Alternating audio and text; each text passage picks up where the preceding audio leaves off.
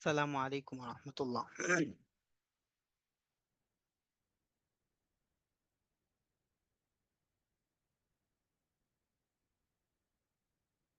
আজকে আমাদের ATI class না ওস্তাজ? জি স্যার। হুম।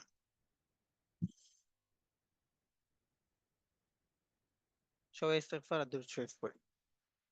আস্তাগফিরুল্লাহ রাব্বি মিন কুল্লি যামবিন ওয়া আতুবু ইলাইহি লা হাওলা ওয়া লা কুওয়াতা ইল্লা বিল্লাহিল আলিয়্যিল আযীম। আস্তাগফিরুল্লাহ রাব্বি মিন কুল্লি যামবিন ওয়া আতুবু ইলাইহি লা হাওলা ওয়া লা কুওয়াতা ইল্লা বিল্লাহিল আলিয়্যিল আযীম। اللهم صل على محمد وعلى آل محمد كما صليت على إبراهيم وعلى آل إبراهيم إنك حميد مجيد. اللهم بارك على محمد وعلى آل محمد كما باركت على إبراهيم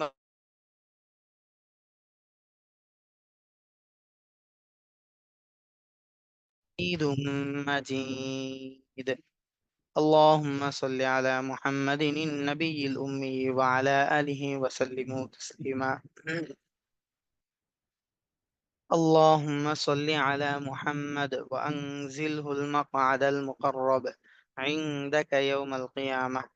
اللهم صل وسلم على نبينا وحبيبك محمد عبدك ورسولك، وصل على المؤمنين والمؤمنات والمسلمين والمسلمات، وبارك على محمد وعلى آله وأصحابه وأهله أجمعين.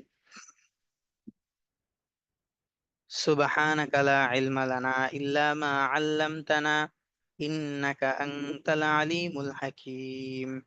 سبحانك لا فهم لنا إلا ما فهمتنا إنك أنت الجواد الكريم. الحمد لله ثم الحمد لله. আল্লাহ সুবহানাহু ওয়া তাআলার কাছে লাখো কোটি শুকরিয়া এই জন্য যে আল্লাহ সুবহানাহু ওয়া তাআলা আমাদেরকে আজকের এই দার্সে উপস্থিত হওয়ার তৌফিক দান করেছেন। এজন্য আমরা সকলেই অন্তরের অন্তঃস্থল থেকে শুকরিয়া আদায় করি আলহামদুলিল্লাহ।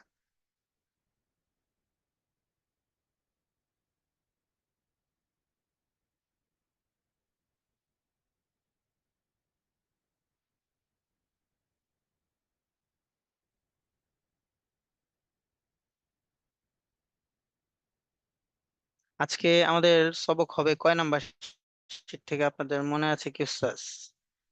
9 থেকে হবে ইনশাল্লাহ। 9 থেকে।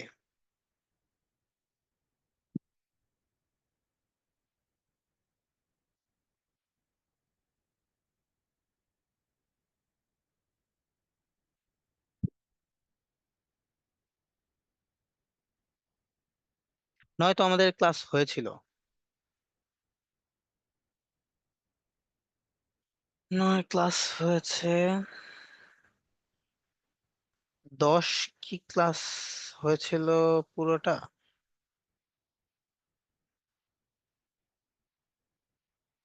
লাস্ট ক্লাস হয়েছিল যে ইখতিলাফের সময় আমাদের কি করণীয়।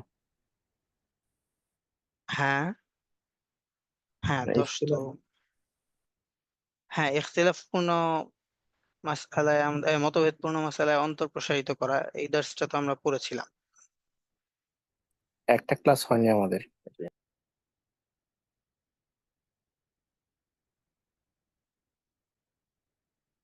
কোনটা হয়নি উস্তাদ? মাঝখানে একটা এটিআই ক্লাস মনে হয় মিস গেছিল গতবার। হ্যাঁ, ক্লাস মিস গেছে মানে হচ্ছে আমরা তো মনে হয় ছিলাম হচ্ছে এই 9 নাম্বার শীটটা আমরা পড়েছিলাম, এই মতভেদপূর্ণ মাসআলায় অন্তর প্রসারিত করা, এটা পড়েছি। আমার কাছে মনে হচ্ছে আমরা এই শীটটাও পড়েছিলাম, 10 নাম্বার শীটটা, সমালোচনা এবং সংশোধনের আদব। এই গত সপ্তাহে তো আমাদের ক্লাস হয়নি, এর আগে পরীক্ষার আগে, এর আগ পর্যন্ত মেবি আমাদের হয়েছিল। আর পরীক্ষার প্রশ্ন তো আমি 9 নাম্বার শীট থেকে পরীক্ষার প্রশ্ন দিয়েছি।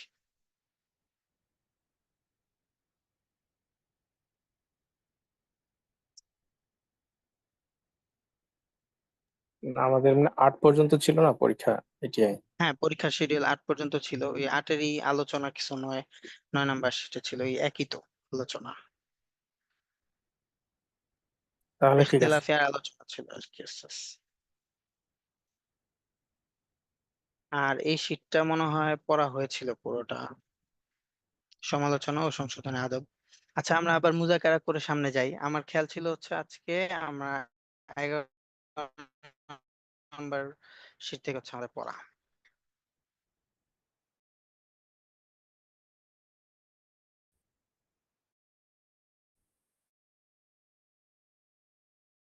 তারপরে 11 নম্বর মডিউল থেকে পড়ছি। মডিউলের মধ্যে আলোচনা ছিল হচ্ছে যে সমালোচনা এবং সংশোধনের আদব।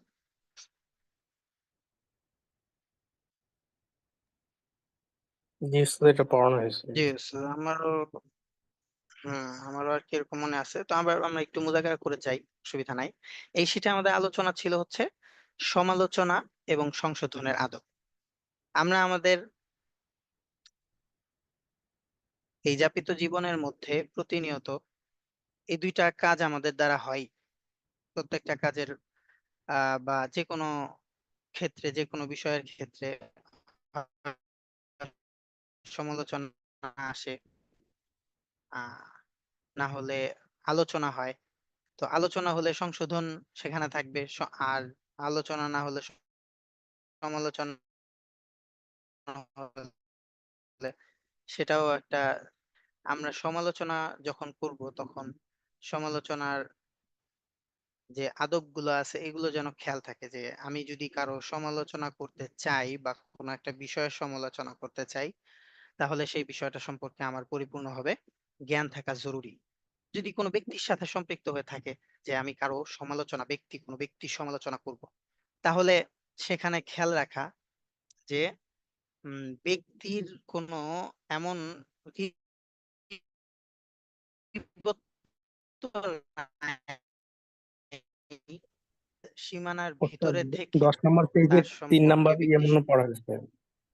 10 মডেলের 3 নাম্বার পেজ পর্যন্ত মেবি। হ্যাঁ,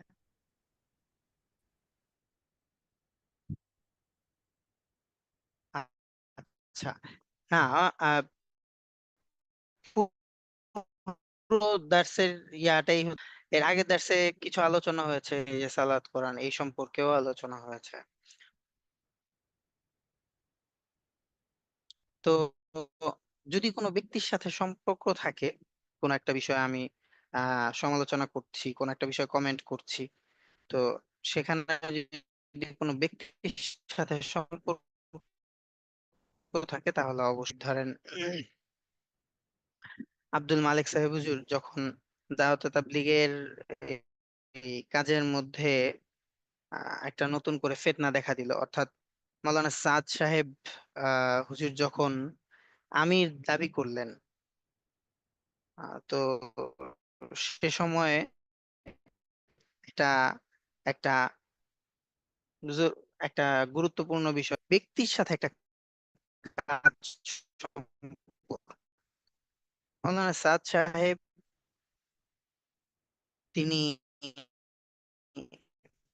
ব্যক্তি দিনের কাজ, দাওয়াত ও তাবলীগ, এই কাজে ব্যক্তির বিষয়টা খেয়াল রাখা, যে এই পর্যন্ত তো আমাদের বুঝতেই পারলাম যে যে বিষয়ে আমি সমালোচনা করব সেই বিষয়টা সম্পর্কে আমার জ্ঞান থাকতে হবে, এটা একটা জরুরি বিষয়। দ্বিতীয়ত হচ্ছে যে যার সমালোচনা করব তিনি, অর্থাৎ তার চেয়ে আমার হচ্ছে বয়সের বা ইলমি দিক থেকে পর হচ্ছে যেটা, সেটা হচ্ছে যে যেমন আব্দুল মালিক চৌধুরী একটা কথা বলেছিলেন যে আমাদের এমন যেন না হয় যে ব্যক্তির কাজ সম্পর্কে আলোচনা করতে গিয়ে ব্যক্তির আহ অন্যান্য আউসফ সিফাত গুলো এমন ভাবে বা অন্যান্য বিষয়গুলো এমন ভাবে বললাম যেটা গীবতের কাতারে চলে যায়। তখন যেটা হয়, আমি মানে একটা ভালো কাজ করতে গিয়েও গুনাহের মধ্যে পড়ে যায় বা আমার দ্বারা গুনাহ হয়ে যায়। অর্থাৎ কোনো ব্যক্তির যদি আলোচনা কোনো একটা বিষয়ে যদি সমালোচনা করি, তাহলে কাজের সাথে যতটুকু বিষয় জরুরি, একটা আছে আমরা বলতে গেলে যেটা হয় যে উনার স্বভাবই এরকম, উনি এরকম এরকম ইত্যাদি ইত্যাদি অনেক কিছু বলে ফেলি, বলতে বলতে বলতে আর কি। তো এই এই জিনিসগুলো হচ্ছে গুনাহ হয় আমাদের, অর্থাৎ এটা হচ্ছে গীবত। আমি আমার আমল থেকে আরেকজনের আমলের মধ্যে ইয়া করে দিচ্ছি, আমল ট্রান্সফার করে দিচ্ছি। তো গীবত সম্পর্কেও আমাদের একবারে খুব বিস্তর আলোচনা হয়েছিল ওই দার্সে, আশা করি এখানে এই দার্সে এই শীটের মধ্যে যে আলোচনাগুলো ছিল তার মধ্যে এটা একটা গুরুত্বপূর্ণ বিষয় ছিল যে সমালোচনা, সমালোচনার ক্ষেত্রে আমাদের কেমন হওয়া জরুরি সেই ক্ষেত্রে।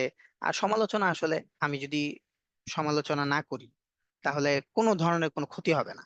আমি যদি কিছুই না বলি তারপরে কোনো ধরনের কোনো ক্ষতি হবে না, কথা না বললে কোনো ক্ষতি হয় না, কথা বললে ক্ষতি হয়। এজন্য এই বিষয়টা খেয়াল রাখা।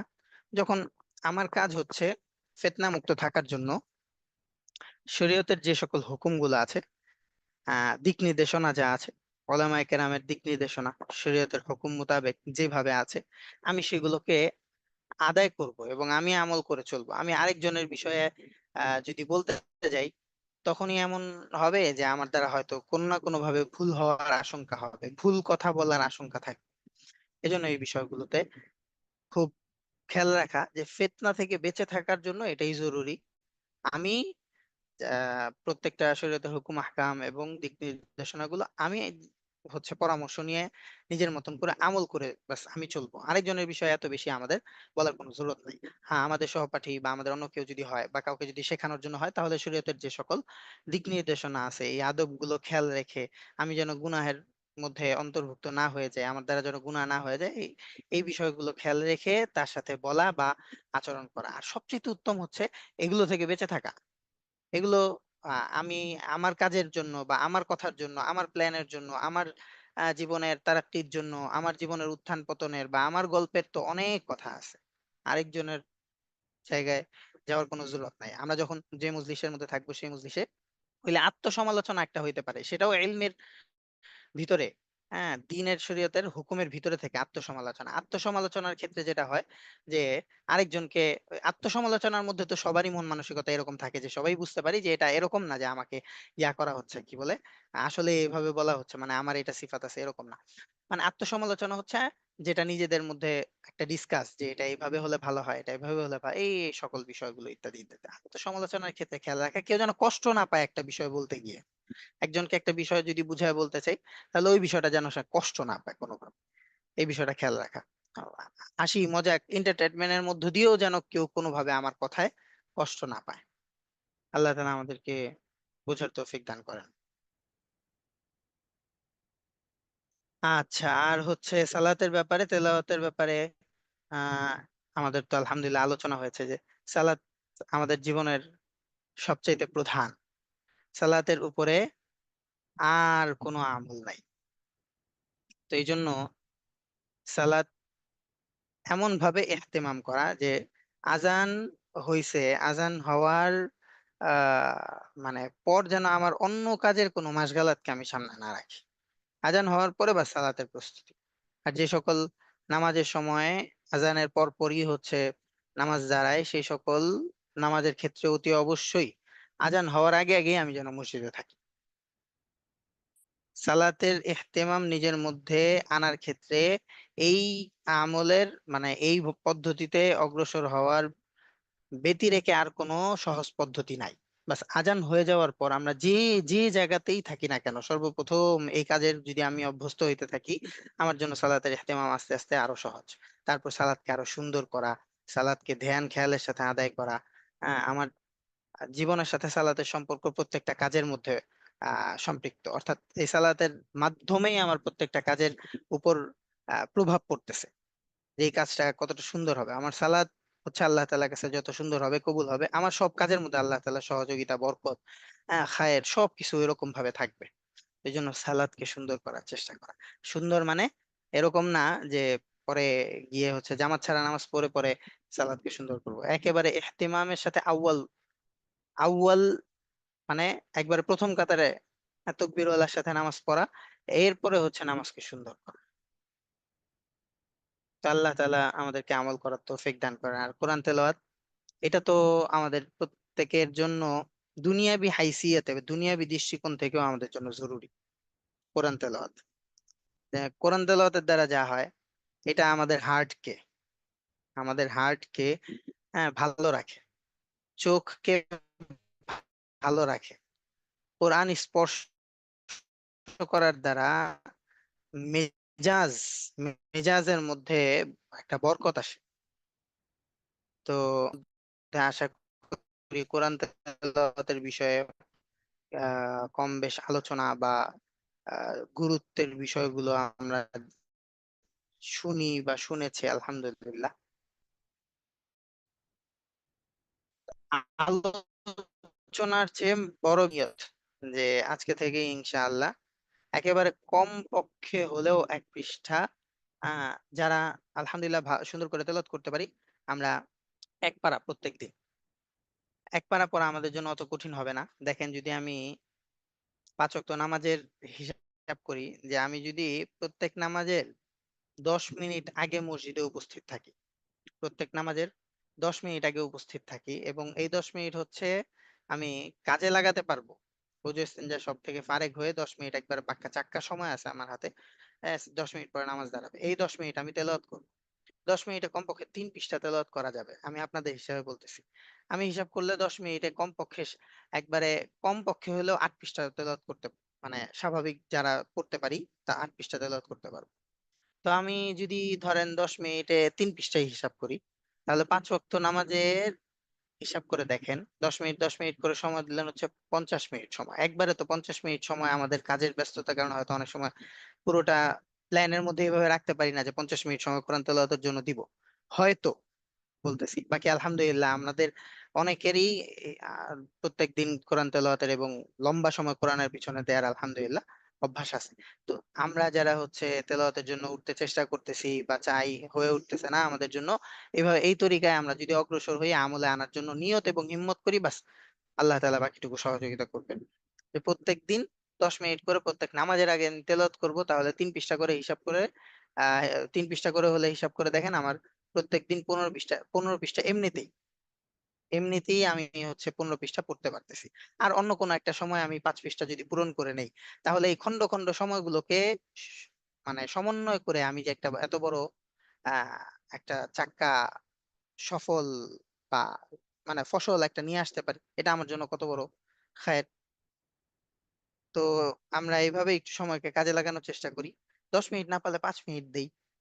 মানে একটু সময় দেওয়ার চেষ্টা করি, অল্প অল্প করে দিতে থাকি। আজকে দিতে পারিনি, আহ 5 মিনিট 10 মিনিট বলেছি বলে যে এর বাইরে অন্য একটু সময় যে দিতে পারবো না, এটা না করি। আল্লাহ তাআলা আমাদেরকে আমলের তৌফিক দান করেন। তো এই দার্সে মোটামুটি আমাদের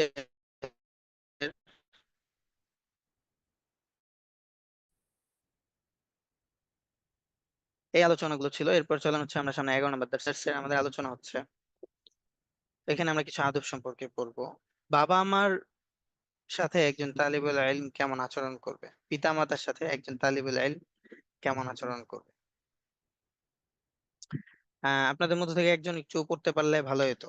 তো আছেন কি পড়বেন?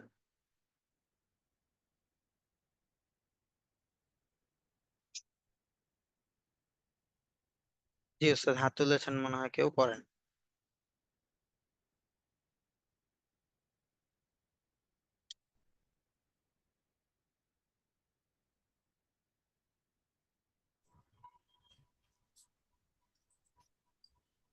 বিসমিল্লাহির রহমানির রহিম। একজন তালিবুল ইলম পিতামাতার সাথে যেরূপ আচরণ করবে। মাঝে মধ্যে আপনি ইসলামী জ্ঞানের অধিকারী এমন কিছু ছাত্র দেখতে পাবেন, যারা তাদের জীবনের একটা উল্লেখযোগ্য অংশ আলেমদের সংস্পর্শ থেকে অতিবাহিত করে। তারা ভক্তি, শ্রদ্ধা ও মনোযোগের সাথে আলেমদের কথা শোনে। কিন্তু দুঃখজনক হলেও সত্য যে, তারা নিজ পিতামাতার সাথে এমন আচরণ করে, যদি কেউ তা দেখে তবে তা তাকে বিস্মিত করবে। সেখানে সে তাকে দেখতে পাবে একজন রুক্ষ ও কঠোর স্বভাবের মানুষ হিসেবে। যখন তার পিতামাতা তাকে কিছু করতে বলে, তখন সে উচ্চ স্বরে অসন্তুষ্টির কথা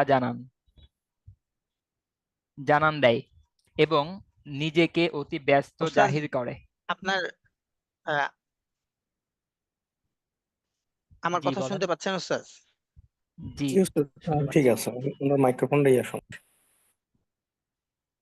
আচ্ছা, আমি আপনার কথা মাঝে মাঝে একটু কেটে কেটে শুনি।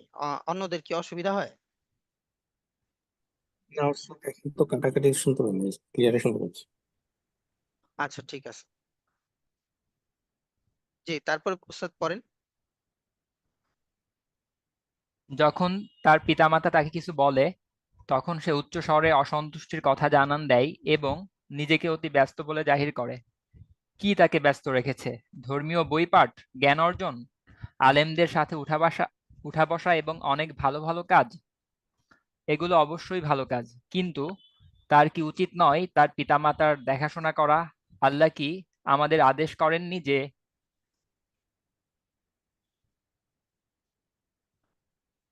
আমরা পিতামাতার সাথে সদাচরণ করি, এমনকি যদি তারা মুশরিকও হয়ে থাকে? আল্লাহ আমাদের পিতামাতার সাথে সদাচরণ করার নির্দেশ দিয়েছেন, এবং এমন অবস্থায়ও যখন তারা আমাদের স্বীয় ধর্ম ত্যাগ করতে বলে এবং মূর্তি পূজার দিকে আহ্বান জানায়। আল্লাহ বলেন, যদি পিতামাতা তোমাকে আমার সাথে এমন বিষয়ে ইবাদতে শরিক করতে পীড়াপিড়ি করে, তবে তাদের কথা অমান্য করো, তবুও তাদের সাথে সুন্দরভাবে সহাবস্থান করা। সূরা লোকমান আয়াত 15। তাহলে মুসলিম পিতামাতা আমাদের কাছ থেকে কত বেশি সম্মান পাবার অধিকার রাখে, এমনকি তারা যদি বড় গুনাহগার মুসলিমও হয়ে থাকে। পিতামাতাকে অমান্য করে, তাদের সাথে রূঢ় আচরণ করে এবং নিজ আচরণের দ্বারা পিতামাতার চোখে পানি নিয়ে এসে কেউ কিভাবে নিজেকে ইসলামী জ্ঞানের ছাত্র হিসেবে ধার্মিক ব্যক্তি দাবি করতে পারে? একজন জ্ঞান অন্বেষণকারীর ক্ষেত্রে এটা খুবই আশ্চর্যের বিষয় যে পিতামাতার অধিকার খর্ব করে দেয় এমন কোনো ফতোয়া শুনে সে উৎফুল্ল হয়ে ওঠে। বাড়ি থেকে দূরে এবং পিতামাতার নাগালের বাইরে বন্ধু মহলে সে একজন ভদ্র ও সদাচারী ব্যক্তি, সদা হাস্যোজ্জ্বল ব্যক্তি হিসেবে সে তার দ্বীনি ভাই এবং সহপাঠীদের সাহায্য করে যায়। কিন্তু বাড়িতে আসা মাত্রই তার এই রূপ হঠাৎ করেই পরিবর্তন হয়ে যায়। সে রুক্ষ এবং কর্তৃত্বশীল হয়ে সবার মতের উপর প্রভাব বিস্তার করতে চেষ্টা করে এবং সে আশা করে যে সকলে তার মত গ্রহণ করে নিবে। অথচ এই যুবকের পরিবারের এই যুবকের পরিবারে তার কোনো উল্লেখযোগ্য ইতিবাচক ভূমিকার খোঁজ নিলে আমাদের হতাশ হতে হয়। সে না পারে অর্জিত জ্ঞানকে পরিবারের সদস্যদের মাঝে ছড়িয়ে দিতে, আর না পারে পারিবারিক পরিমণ্ডলে বিদ্যমান সকল নীতিবর্জিত কাজের বিরুদ্ধে তাদের সতর্ক করতে। তার পরিবারের সদস্যদের উপকারে আসতে পারে এমন কোনো ইসলামী বই, ক্যাসেট বা ম্যাগাজিন সরবরাহের কোনো উদ্যোগ নিতেও সে ব্যর্থ হয়। পূর্বের খারাপ আচরণের ফলস্বরূপ সে তাদের কোনো উপকারেই আসতে পারে না। স্বাভাবিকভাবেই পরিবারের সদস্যগণ তার কথা শুনবে না, কারণ ইতিমধ্যেই তার এবং পরিবারের মধ্যে বিদ্যমান সুসম্পর্ক নষ্ট হয়ে গেছে। মাঝে মধ্যে এই ধরনের কোনো ছাত্র সাহাবীগণের উদাহরণ টেনে তার আচরণকে ঠিক প্রমাণ করতে চায়। সে উদাহরণ দেয় সে সমস্ত সাহাবীগণের যারা দ্বীনের খাতিরে তাদের পিতামাতার বিরুদ্ধে গিয়েছিল। সে উল্লেখ করবে উবাইদা ইবনুল জাররাহ এর কথা, যে তার পিতাকে হত্যা করেছিল। কিন্তু সে উল্লেখ করতে ভুলে যায় যে সে সমস্ত লোকেরা শুধুমাত্র কাফেরই ছিল না, বরং তৎকালীন মুসলমানদের নির্মম নির্যাতন করেছিল।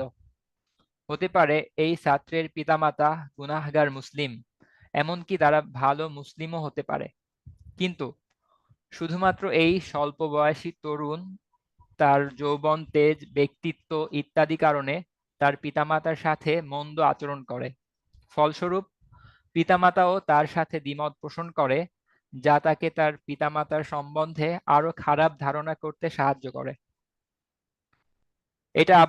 এটা অবশ্যই জ্ঞানের পথে এক ভয়াবহ চোরা ফাঁদ।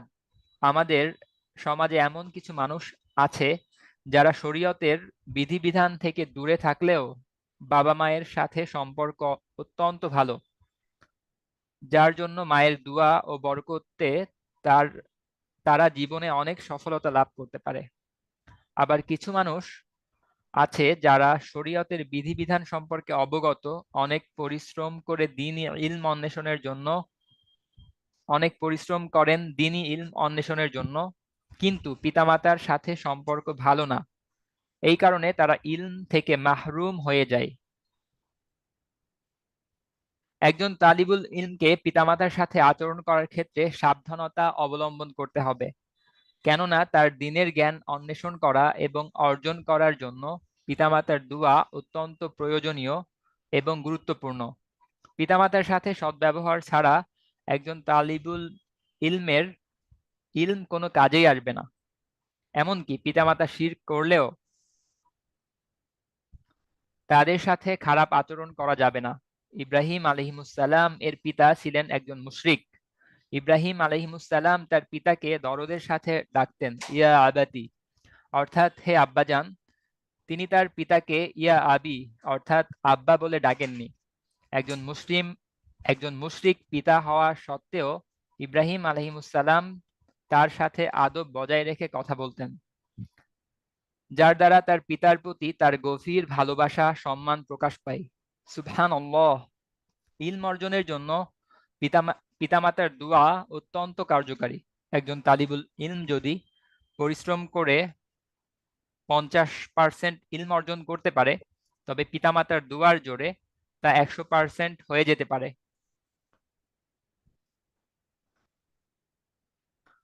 পিতামাতার সাথে আদবের একটি নমুনা হলো, পিতামাতার সাথে খেতে বসলে সবচেয়ে বড় অংশটা তাদের তুলে দিতে হয়।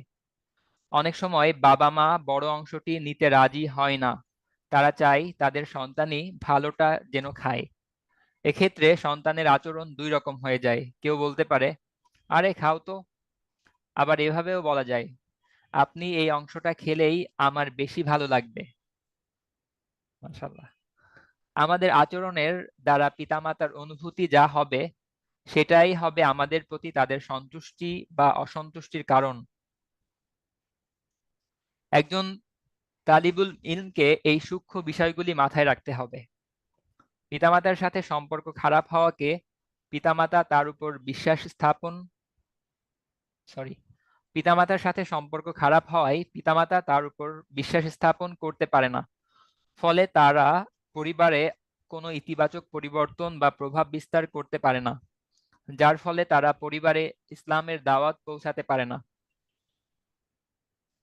তাই একজন তালিবুল ইলম তার পিতামাতার সাথে সর্বাবস্থায় সদাচরণ করবে, নম্র ও বিনয়ী হবে, পিতামাতার সন্তুষ্টি নিয়ে দ্বীনের পথে চলবে। এটাই একজন তালিবুল ইলমের কর্তব্য। 2, আচ্ছা, এখান থেকে তো আলহামদুলিল্লাহ আমরা বুঝতে পারলাম যে আসলে বাবা মার সাথে আমাদের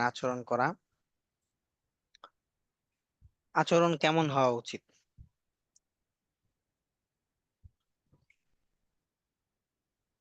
আল্লাহ তাআলা কোরআনের মধ্যে বলছেন,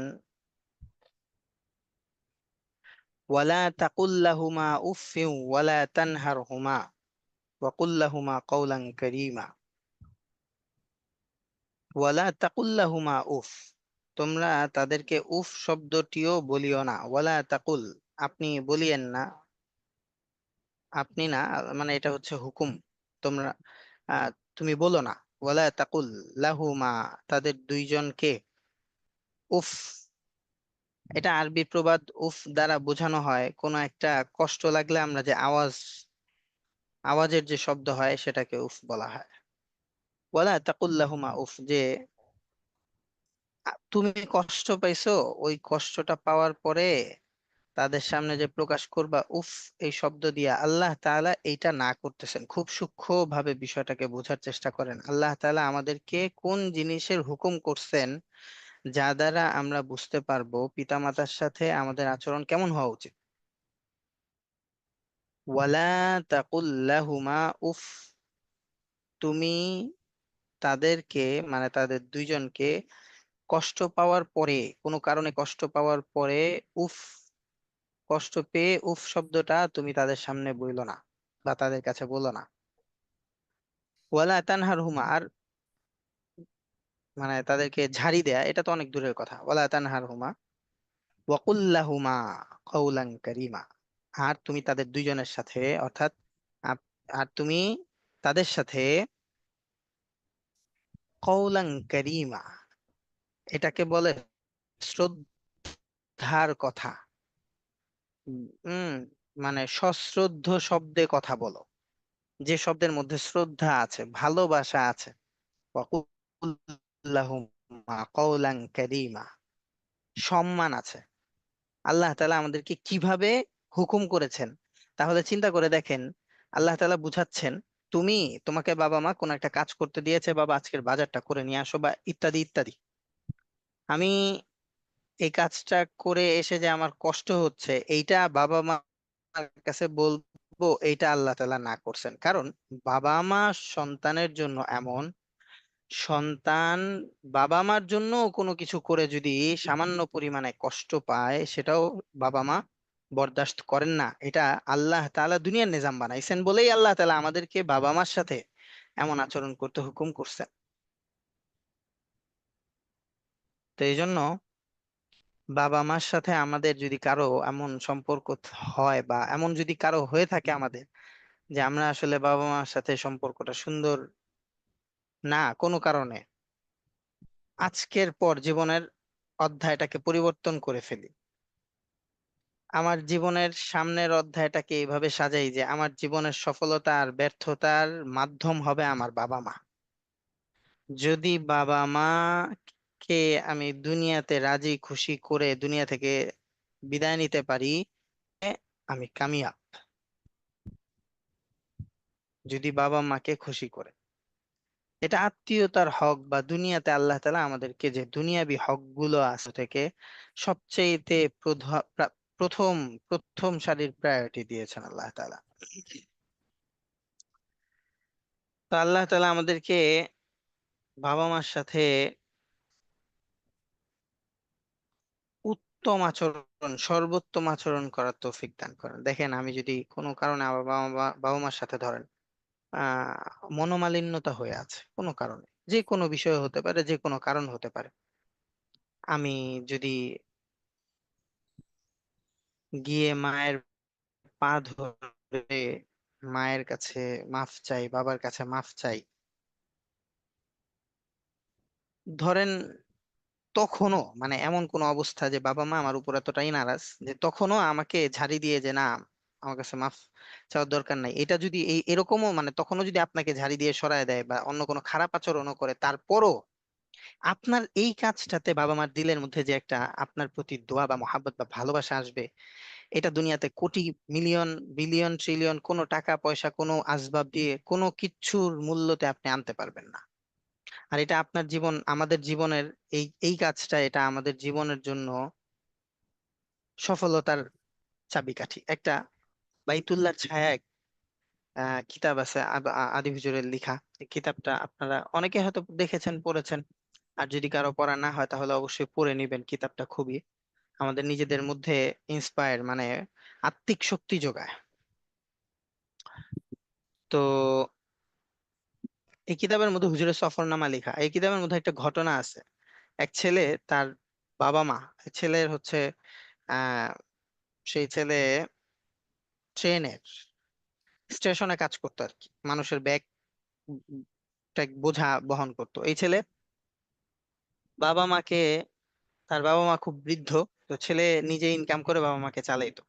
এই ছেলে এই স্টেশনে কাজ করতে করতে এক পর্যায়ে বাবা মার প্রচুর পরিমাণে সেবা করছে। বাবা মা আম, বয়স যখন অনেক বেশি হয়ে গেছে, তারা দুইজনই অসুস্থ হয়ে শেষ সময়ে অনেক দীর্ঘদিন পর্যন্ত অসুস্থ ছিল। তো ছেলে নিজে ইনকাম করে বাবা মাকে খুব সেবা যত্ন করতো, নিজে একা একা। তো একবার হচ্ছে তার বাবা মা চাইলো যে এই ছেলের জন্য আমরা, এখন তো শেষ সময়, দুনিয়া থেকে চলে গেলে তার বিবাহ শাদী দেখতে পারবো না, তারে বিবাহ করায় দিই। তারে বিবাহ করাইছে চাঁদমুখী এক বউ এনে। তো তাকে বিবাহ করানোর পর সেই ছেলে বউকে সবকিছু বুঝায় বলছে যে দুনিয়াতে আমার সবকিছু হইলো আমার বাবা মা। ঘটনাটা অন্যভাবে বা ঘটনাটা যেভাবে উপস্থাপন ওখানে লিখা, পুরোটা হুবহু বলছি না, আমার যতটুকু যেভাবে মনে আছে আর কি সেভাবে বলছি। তো সেখানে সেই বিবি আর সেই ছেলে দুইজন মিলে বাবা মায়ের প্রচুর খেদমত করছে, মাশাআল্লাহ, একদম মন ভরে বাবা মার খেদমত করছে। এক পর্যায়ে ওই ছেলের মা খুশি হয়ে তার জন্য দোয়া করছে। ছেলের বাবা বা মা আগে মারা গেছে আর কি। তো খুশি হয়ে তার মা তার জন্য দোয়া করছে, যে বেটা আল্লাহ তুঝকো পশ্চিম কি তরফ লে যায়। অর্থাৎ সে দোয়া করছে আল্লাহ তাআলা তোমাকে যেন আল্লাহর ঘরে নিয়ে যায়। আর এটা ছিল ওই ছেলের জন্য অনেক বড় একটা স্বপ্ন। সে মুসলিম ঘরের ছিল, দিন পালন করত, এবং আল্লাহর ঘরে যাওয়ার স্বপ্ন তার দিলের মধ্যে অনেক গালেব ছিল। আর এই ঘটনাটা এই বাইতুল্লাহর সফর, মানে বাইতুল্লাহর ছায়া, এই কিতাবটা হচ্ছে বাইতুল্লাহর সফরের আর কি একটা সফরনামা, এই জন্য এই ঘটনাটা এখানে আসছে। তো ওই ছেলের দিলের যে তামান্না ছিল, আল্লাহ তাআলা এটা কবুল করছেন একটা মাধ্যম দিয়া। এই মাধ্যমটা হইলো এই বাবা মা। এই ছেলেটার বাবা মা মারা যাওয়ার পরে তার ঘটনাটা এরকম আর কি, যে সেই ছেলে এক ব্যক্তির সাথে, এক ব্যক্তির বোঝা বহন করতে গিয়ে তার সাথে সম্পর্ক হয়, তার বাড়িতে সে তাকে নিয়ে যায় তার বউ সহ। আহ, তার মা ইন্তেকাল করে, এর অনেক পরের ঘটনা। তো সেই ছেলেকে ওই ব্যক্তি তার বাড়িতে নিয়ে তার নিজস্ব কাজের লোক হিসেবে, মানে তাকে নিয়োগ দেয়, এবং আস্থাভাজন বিশ্বস্ত ব্যক্তি হিসেবে তাকে সাথে রাখে। এবং একটা পর্যায়ে ওই ব্যক্তির মাধ্যমে আল্লাহ তাআলা তাকে বাইতুল্লাহ নিয়ে যায়। অর্থাৎ এখানে মূল ঘটনাটা বলা উদ্দেশ্য হচ্ছে যে এই এইখানে এই ঘটনাটা উল্লেখ করা হয়েছিল এই জন্য যে আল্লাহ তাআলা বান্দাকে কবুল করেন দুনিয়াতে যে সকল মাধ্যমগুলোতে, এর মধ্যে অন্যতম একটা হচ্ছে এই বাবা মা। বাবা মাকে যদি আমি খুশি করতে পারি তাহলে আমার দুনিয়ার সবকিছু সহজ, আমার দুনিয়ার সবকিছু সহজ। তো এই জন্য আমরা প্রত্যেকে এটা খেয়াল রাখবো যে বাবা মার, আল্লাহ তাআলা, দেখেন আরেকটা ঘটনা মনে পড়লো, চাচ্ছিলাম যে সামনের শীটটাও পড়বো। ঠিক আছে, তো আমরা এই বিষয়টা তো বুঝতে পারলাম আলহামদুলিল্লাহ, যে বাবা মার সাথে আমাদের আচরণটা কেমন হওয়া উচিত। তারপরে দ্বিতীয় বিষয়টা হচ্ছে একজন তালিবুল ইলম স্বামী স্ত্রীর সাথে যেরূপ আচরণ করবে। উম এটা আপনারা এখান থেকে পড়বেন, আমি আপনাদেরকে আমরা কিছু মুজাকারা করে সামনে পারি। তালিবুল ইলম হিসেবে আমার ওস্তাজ, আমাদের ওস্তাজ এবং আমাদের বাংলাদেশের জন্য একজন মুরব্বী ছিলেন, বাংলাদেশের এক জামানায় তালিবুল ইলমদের একজন মুরব্বী ছিলেন আব্দুল হাই পাহাড়পুরী হুজুর রহমতুল্লাহ আলাই। হাফিজ জি হুজুরের সর্বকনিষ্ঠ জামাতা ছিলেন। তিনি খুব নীরব ঘরানার একজন মানুষ ছিলেন। লালবাগ মাদ্রাসায় খেদমত করেছিলেন হুজুর। তারপর লালমাটিয়া মাদ্রাসায় দীর্ঘদিন যাবত খেদমত করেছেন। রাহমানিয়া মাদ্রাসায়ও খেদমত করেছিলেন। যে সকল মাদ্রাসাগুলোতে হুজুর খেদমত করেছিলেন, ছাত্রদের সাথে হুজুরের একটা নিবিড় সম্পর্ক ছিল।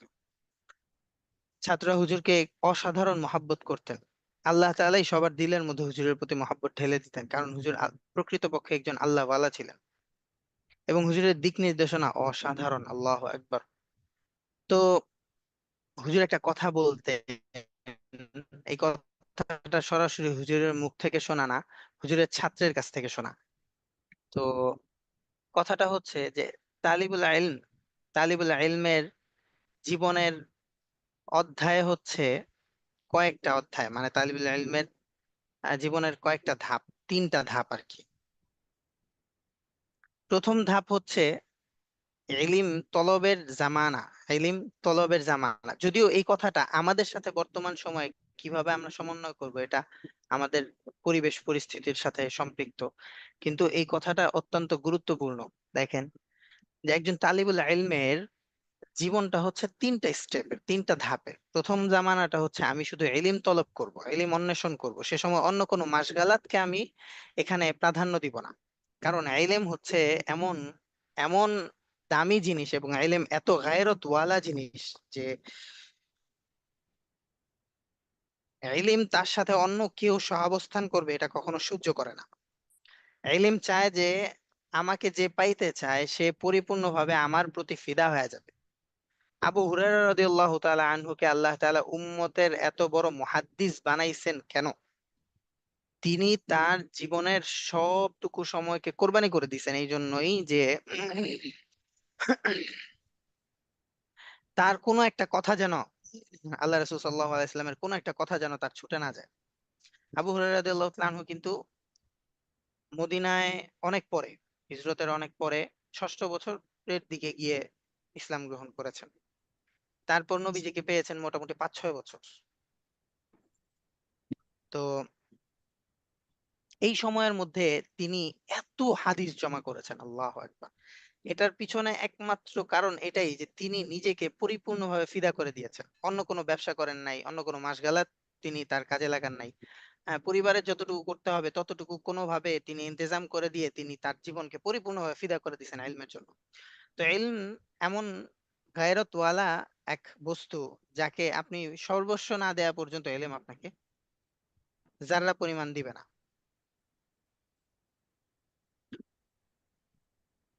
তো হুজুর বলতেন যে প্রথম জামানা তালিবুল ইলমের তিনটা, তালিবুল ইলমের জীবনের তিনটা ধাপ।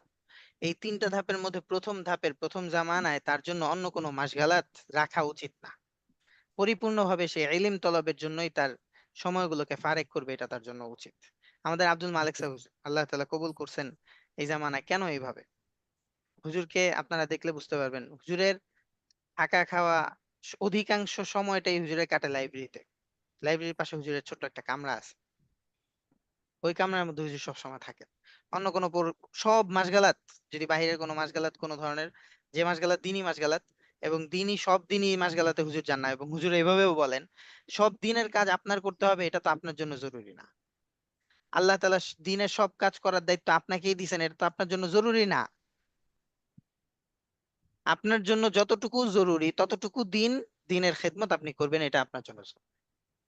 হুজুর এভাবে বলেন। তো এই যে হুজুর নিজেকে সর্বস্বটুকু বিলীন করে দেওয়ার কারণে আল্লাহ তাআলা হুজুরকে এই মাকামের মধ্যে পৌঁছাইছেন। তো ইলমের জন্য যারা যতটুকু দান করবে, নিজের পক্ষ থেকে কোরবানি করবে, স্যাক্রিফাইস করবে, ইলম তাকে ততটুকু দিবে। তো এই জন্য তালিবে ইলমের প্রথম জামানায় হচ্ছে তার ইলমের মাসগালাতের মধ্যে এই সময়গুলোকে ব্যয় করার জন্য চেষ্টা করা। দ্বিতীয় জামানাটা হইলো তখন খিদমতের জামানা। তালিবুল ইলম এতদিন পর্যন্ত টেবিলের এই পাশে ছিল, আজকে টেবিলের ওই পাশে যাবে। তখনও সে তালিবুল ইলম, ইলম তলব তার তখনও চলতে থাকবে, ইলম অন্বেষণ তার তখনও চলতে থাকবে, সে তখনও তালিবুল ইলম। তালিবুল ইলমের জামানার এই জন্যই তিনটা ধাপ। এতদিন টেবিলের এই পাশে ছিল, আজকে টেবিলের ওই পাশে।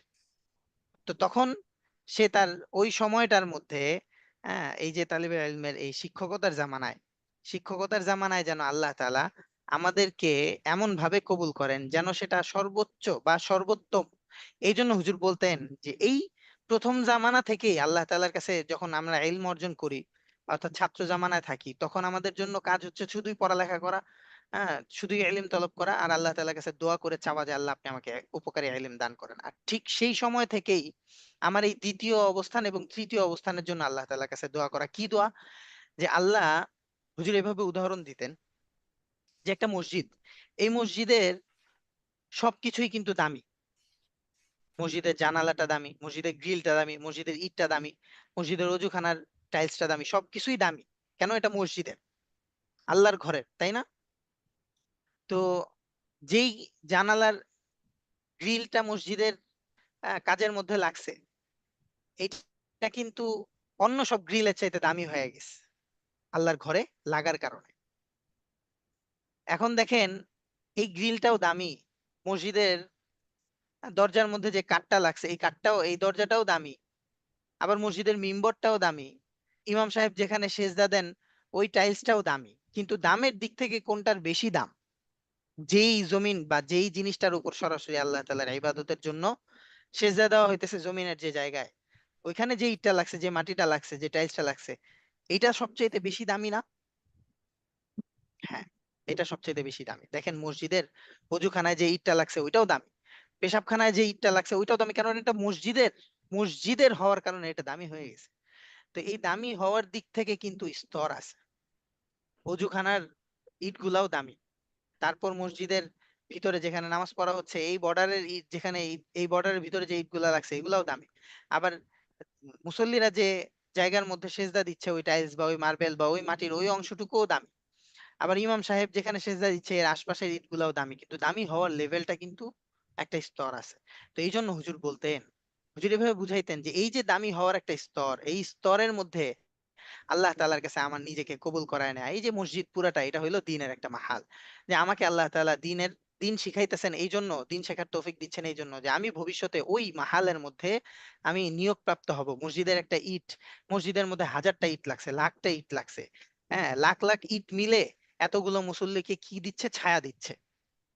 এই এতগুলো জানালার গ্রিল মিলে হচ্ছে মুসল্লিদেরকে কি দিচ্ছে?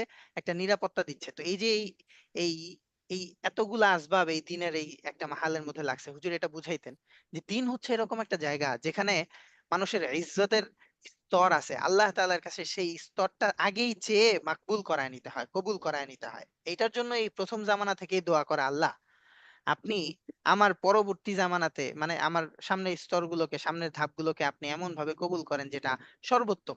আমাকে আপনি দিনের সর্বোত্তম খেদমতের জন্য কবুল করেন, আমাকে আপনি দিনের সর্বোত্তম খেদমতের জন্য কবুল করেন। এটা হচ্ছে তালিবে ইলমের দ্বিতীয় জামানার সবচেয়ে বড় এইম হবে। আমি দিনের খেদমতের মধ্যে তো লাগবোই। হ্যাঁ, দেখেন আমাদের জন্য তো আর এটা জরুরি না যে আমরা আসলে মাদ্রাসায় পড়াবো, মাদ্রাসায় মাদ্রাসা করব, এটা জরুরি না। যদি করতে পারি আমার ইলম অনুযায়ী কোনো যোগ্যতার আহ আহ, ভিত্তিতে যদি আমি কোথাও খেদমত করতে পারি, আলহামদুলিল্লাহ। কিন্তু আমি তো আমার জেনারেশনকে তো করতে পারবো। আমি আমার জেনারেশনকে যে দিন শেখাবো, আমার জেনারেশনের সর্বপ্রথম মাদ্রাসা কোনটা? সর্বপ্রথম মাদ্রাসা হচ্ছে তার ঘর। আমার জেনারেশনের সর্বপ্রথম মাদ্রাসা হচ্ছে আমার ঘর। তার যদি ঘর। আমার ঘর যদি আমি সুন্দরভাবে আমি যতটুকু দিন শিখতে পারছি, ইলম শিখতে পারছি, এটা দ্বারা সাজাইতে পারি, বানাইতে পারি, তাহলে এই মাদ্রাসা থেকে যে তালিম ইলম তৈরি হবে এবং এর উপর সে যতদিন আমল করবে, যাকে শিখাবে, এইগুলার সদকায়ে জারিয়া আমি আমল পাইতে থাকবো। আমাকে মাদ্রাসার মাহালে গিয়েই যে খেদমত করতে হবে, এটার তো কোনো বিশেষ দাবি নাই বা জরুরি না। তো এই জন্য আমি যতটুকু এলিম অর্জন করতে পারতেছি, এটা খেয়াল রাখা যে আমার এলিমের মাহালটাকে যেন আমি ওইরকম সুন্দরভাবে সাজাইতে পারি। এই জন্য আল্লাহ তাআলার কাছে এই এই জিনিসটা চাইতে থাকা, যে আল্লাহ আমাকে এমন ভাবে দিনের জন্য কবুল করেন যেটা সর্বোত্তম, দিনের সর্বোত্তম খেদমতের জন্য আপনি কবুল করেন। আল্লাহ তাআলা আমাদের আরেকটা দোয়া আপনারা করবেন সবাই, আপনাদের সন্তানদের জন্য অবশ্যই, যাদের ছেলে আছে, যাদের মেয়ে আছে, সবাই সবাই সন্তানদের জন্য দোয়া করবেন যে আল্লাহ আমাদের সন্তানদের, আমাদের নসলকে আপনি ইমাম মাহদি আলাইহিস সালামের হ্যাঁ কাতারের সাথে শামিল করে দিবেন। এই দোয়াটা করবেন। দোয়া না করলে আল্লাহ তাআলার কাছ থেকে পাওয়ার সুযোগ নাই। আমি পারি নাই ইমাম মাহদি আলাইহিস সালামের ওই জাইশের সাথে অন্তর্ভুক্ত হইতে, কিন্তু আমার নসল তো অবশ্যই পারবে, কারণ আমরা তো আমাদের সামনের উপস্থিত হালাত বুঝতেই আছি, যে বুঝতেছি যে আমরা শেষ জামানার সব আলামত গুলো আমাদের সামনে। কখন আসে কখন হয় এটা তো কোনো নির্দিষ্ট সময় নাই, কিন্তু এই শেষ জামানায় ওই ব্যক্তিরা বা ওই বংশ কিন্তু অনেক গৌরবময় হবে, যে বংশ বা যে নসল হচ্ছে ইমাম মাহদী আলাইহিস সালামের সাথে শরীক হয়ে যুদ্ধ করতে পারবে, জিহাদ করতে পারবে। আল্লাহ তাআলা এই দোয়াও প্রত্যেকে করা, প্রত্যেকেই করবেন, প্রত্যেকেই দোয়া করবেন যেন আমার নসলের মধ্যে এটা হয়। আর এটার জন্য কিন্তু আমার নসলকে এটাও বুঝাইতে হবে যে আমাকে মুজাহিদ হইতে হবে। কি হইতে হবে? মুজাহিদ মুজাহিদ। হইতে হবে। নাকি বলবেন, হ্যাঁ নাকি বলবেন হচ্ছে জঙ্গি ট্রেনিং চলতেছে? হুম, এটা ফরজ হুকুম, কিসের জঙ্গি হুকুম? আল্লাহ ফেরেশতা। তাআলা বলছেন ওয়াইদু লাহুম মাস্তাতাতুম মিন কুওয়াতি ওয়া মিন রিবাতিল খাইল। তোমরা তোমাদের আইদু লাহুম মাস্তাতাতুম মিন কুওয়া, তোমাদের যতটুকু শক্তি আছে ততটুকু শক্তিকে প্রয়োগ করে তোমরা তোমাদেরকে প্রস্তুত করো। এখন আমরা বলি কি, আরেকজন শিখায়, মানুষ শিখায় দুনিয়াবি নাম টাম ইত্যাদি ইত্যাদি। যা আল্লাহ বলছেন ওইটাই বাস, ওইটাই স্ট্রেট ফরওয়ার্ড, এরপরে আর কোনো কথা নাই। তো আমরা আমাদের নসলকে শেখাবো, আমরা আমাদের নসলের এই সাইকোলজি তৈরি করব, এই মাইন্ডকে আমরা তৈরি করব, যে মাইন্ড হচ্ছে ওরা এই সেকুলার মাইন্ড, এই দিনের মেজাজকে ওরা বুঝতে পারে, কোরআনের মেজাজকে ওরা বুঝতে পারে, সিরাহের মেজাজকে ওরা বুঝতে পারে, দিনের চাহিদাগুলোকে যেন ওরা বুঝতে পারে। আর নিজেদেরকে যেন সমসাময়িক করে, মানে সমসাময়িক ইলমের উপর যোগ্য করে উম্মাহের খেদমতের জন্য যেন নিজেদেরকে সর্বস্ব নিজেদের পক্ষ থেকে চেষ্টা করার তৌফিক আল্লাহ তারা আল্লাহ তাআলার কাছ থেকে নিতে পারে। এটা শিখাইতে হবে তাদেরকে, না শিখাইলে এটা আমরা আল্লাহ তাআলার কাছে দায়ী হব কিয়ামতের দিন। এই সন্তানরা নসলরা আমাদেরকে ধরবে, কিভাবে ধরবে? গলা টিপে ধরবে। যে আল্লাহ, আল্লাহ তাআলার কাছে বলবে এভাবে, আল্লাহ আপনি আমাদের আকাবির মানে আমাদের বড়দেরকে ধরেন, ওরা আমাদেরকে শিখায় নাই। কত ডেঞ্জারাস একটা বিষয় হবে ওই দিন, যেদিন সন্তান আমাকে, হ্যাঁ, আমি নিজের আমল নিয়ে পেরেশান, নিজে বাঁচার কোনো উপায় নাই, সেখানে আবার আরেকজনের মামলায় আমি যখন জড়ায় যাব, আমি তো শেষ। আমাদের ঢাকাইয়া ভাষায় বলে এটারে কুপিকাইতে হয়ে যাবে ওই দিন। তো এই জন্য আমার নসলকে আমার হেফাজত করতে হবে। আচ্ছা, তো এই কথাটা কেন আসলো? এটা হচ্ছে যে তালিবে ইলমের জীবন হচ্ছে ধারা কয় ধাপের? 3টা ধাপের। এর মধ্যে দ্বিতীয় ধাপটা হচ্ছে আমার নিজেকে ইলমের খিদমতের মধ্যে লাগানো, দ্বীনের খিদমতের মধ্যে লাগানো। চাকরি করে যাচ্ছি, আমার লাইফের এইমটা কি এইটাই? আমি জন্মই কি হয়েছি নাকি এই রোলের জন্য, যে 9টা টু আহ কি বলে সকাল 9টা টু বিকাল 5টা, এই রোলের জন্যই কি আমি জন্ম হয়েছি? ব্যবসার জন্য যাব, ওই ফজরের পর থেকে নিয়ে ব্যবসা, ওই রাতের জন্য, ওই ফজরের আগে উঠা গেছি ব্যবসার জন্য, এই রোল। রাতের বেলা আবার 12টা বাজে ফিরতেছি, 11টা বাজে ফিরতেছি, এটাই কি আমার জীবনের মাকসাদ নাকি? না, জীবনের লক্ষ্য থাকবে এটা, যে এইগুলো তো আমার জীবন পরিচালনার জন্য আল্লাহ তাআলা এগুলো মাধ্যম হিসেবে আমাকে অবলম্বন করতে বলছেন। তা ঠিক আছে, মুমিন হিসেবে আমি, আপনি, আমরা আইয়মে তো আল্লাহ তাআলা সবাইকে নিয়ে আসেন নাই। আমরা যারা আসছি, আল্লাহ তাআলা আমাদেরকে এই জিনিস বোঝার তৌফিক দিয়েছেন। আমি আরো 100 জনকে শিখাবো। আমরা এখানে ধরেন 107 জন আছি, মানে 106 জন আছি ধরেন। আমরা যদি একজন একজনকে শিখাই, এটা হয়ে যাবে কত? 212 জন। আমাদের চেষ্টাতেই কি হবে একটা সমাজের মধ্যে, হ্যাঁ, দ্বীনের এরকম ভাবে বিস্তার হবে। আর এই জন্যই আল্লাহ তাআলা আমাদেরকে দ্বীন শেখাইছেন। তো এই জন্য আমরা আমাদের নিজেদেরকে খেদমতের মাহালের জন্য আল্লাহ তাআলার কাছে দোয়া করে কবুল করাবো। আর তৃতীয় ধাপটা হচ্ছে আমার বৈবাহিক জীবন। এই বৈবাহিক জীবনে এসে আমার প্রথম জামানার ইলম, দ্বিতীয় জামানার ইলম সবকিছুকে সমন্বয় করে আমি যেন দুনিয়াতে এমন একটা পরিচয়, এমন একটা আমার স্ট্র্যাটাজি মানে আমি দাঁড় করাতে পারি, যেটা মানুষের কাছে গ্রহণযোগ্য হয়। এটার জন্য আমাকে ওইভাবে নিজেকে পরিচালনা করা, সার্বিক গুণাগুণ আমার নিজের মধ্যে অর্জন করা। এটা আসলে এই কথাটা এই জন্য যে এই যে বৈবাহিক জীবনের মধ্যে আমাকে আমার স্ত্রীর সাথে কেমন আচরণ করতে হবে, এটা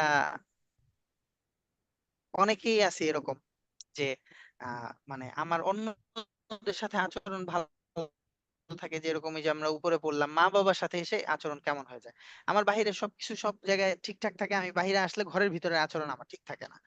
আর তখনই আমার যত সব হলো গিয়া ইত্যাদি ইত্যাদির আচরণ আছে, এগুলো আসে। আর বাহিরে আমি সবার সাথে খুব ভালো, বাহিরে সবাই আমাকে খুব ভালো জানে। না, এরকমও সুন্দর না উস্তাদ। তো এখানে এই পারিবারিক আলোচনার ভিতরে অনেক আলোচনা আছে, মানে অনেক জরুরি বিষয় আছে, যেগুলো আমাদের আসলে নিজেদের মধ্যে ছোট ছোট অনেক ক্ষুদ্র ক্ষুদ্র বিষয় আছে।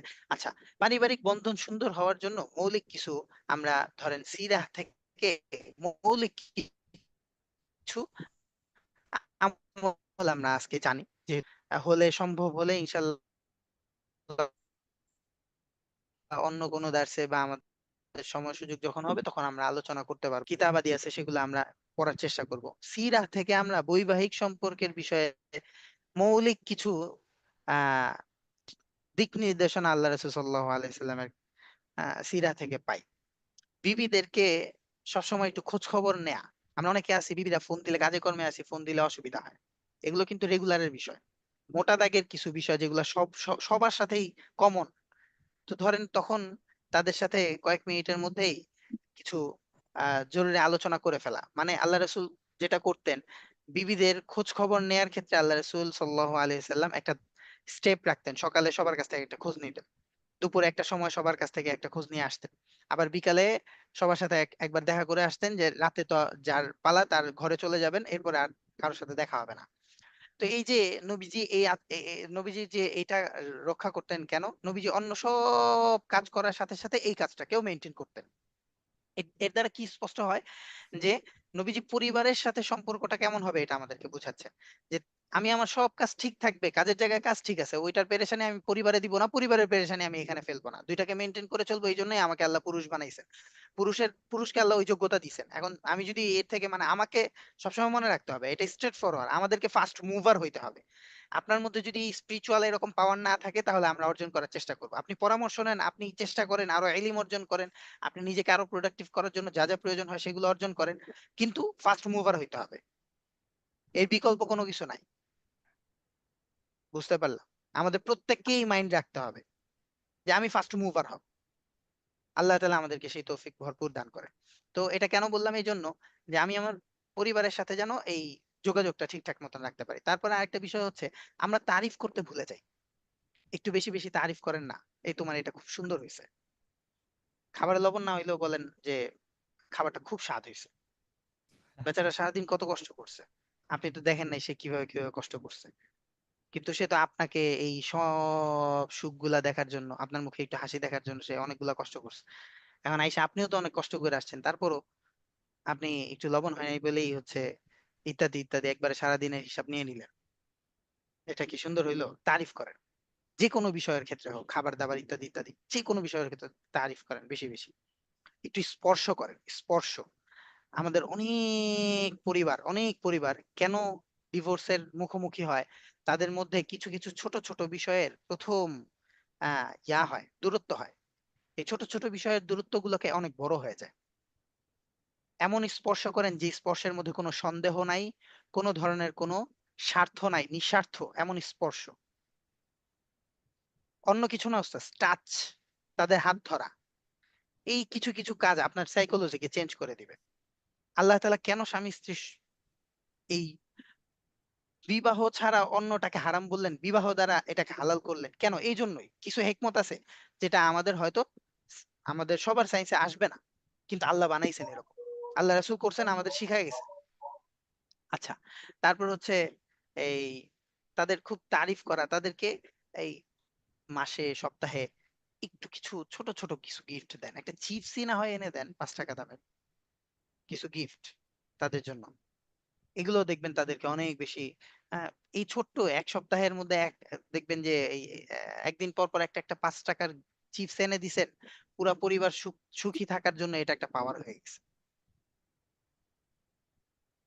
আমাদের যারা যৌথ পরিবারে থাকি তাদের জন্য অনেক ধরনের পারিবারিক অনেক ইস্যু আমাদের সামনে আসে, অনেক বিষয় এরকম আসে যেগুলো আমাদের আসলে মেনটেন করে চলতে অনেক কষ্ট হয় আসলে। কারণ এমনিই ফ্যামিলি নিয়ে চলতে গেলে নিজেকে অনেক সিস্টেমের উপরে বা অনেকগুলো বিষয় খেয়াল রেখে চলতে হয় পরিবারকে নিয়ে চলতে হলে, কারণ এটা হক। আমি কোনোভাবে একটা জায়গায় আরেকটা করব, এখানে তার হক নষ্ট হবে, হয়তো সন্তানের হক নষ্ট হবে, বিবির হক নষ্ট হবে, এরকম ইত্যাদি ইত্যাদি। আর যখন যৌথ পরিবার হবে সেখানে তো আরো অনেক বড় ব্যাপক, সেখানে ইস্যু হয়ে দাঁড়ায়। তখন পর্দা মেনটেন, দিন মেনটেন করা, তারপর আমার ফ্যামিলিকে গ্রোথ করার ক্ষেত্রে পারিপার্শ্বিক সবকিছুকে মানে ভারসাম্য রক্ষা করে একটা জিনিসকে অ্যাপ্রোচ করা, এগুলো অনেক ক্ষেত্রে আমাদের মিসিং হয়। এগুলো আমাদের আরেকটু হয়তো অন্য কোনো সময় যদি সুযোগ পাই, তাহলে আমরা বিভিন্ন ছোট ছোট বিষয় নিয়ে আলোচনা করলে আমাদের জন্য এটা আরো ভালো হবে, বা আমরা একটু পড়ালেখা করার চেষ্টা করলে এই ক্ষেত্রে আরো অনেক ভালো হবে। তা আল্লাহ তাআলা আজকে আমাদের দেশে যতটুকু আলোচনা করলাম এর উপর পরিপূর্ণভাবে আমল করার তৌফিক দান করেন। সহপাঠীদের ক্ষেত্রে এটাও একই রকম বিষয়। হ্যাঁ, যে সহপাঠীদের সাথে উত্তম আচরণ করা, সর্বোত্তম আচরণ করা। আল্লাহ তাআলা আমাদেরকে আহ এই বিষয়গুলো, শীতটা পড়বেন, বাকিগুলো আপনারা অবশ্যই ইনশাআল্লাহ বুঝতে পারবেন।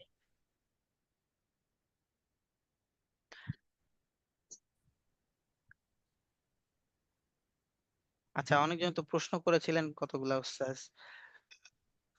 একজন বলেছেন ইলম অর্জনের ক্ষেত্রে স্থিরতা থাকে না, ইস্তেকামাত থাকে না।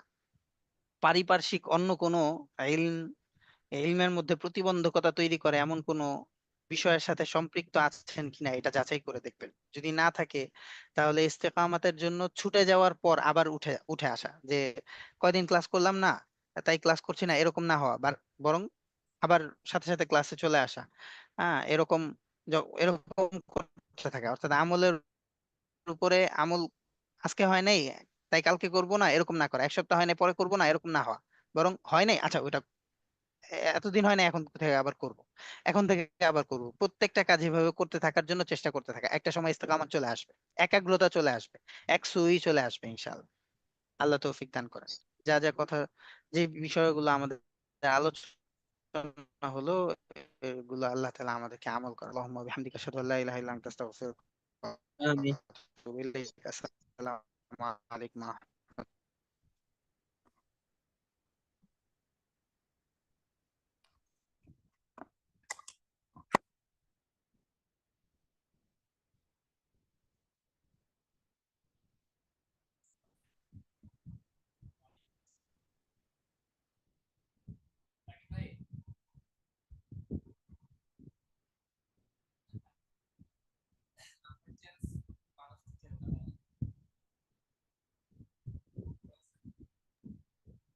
উস্তাদ মনে হয় মিটিং এন্ড করেন নাই।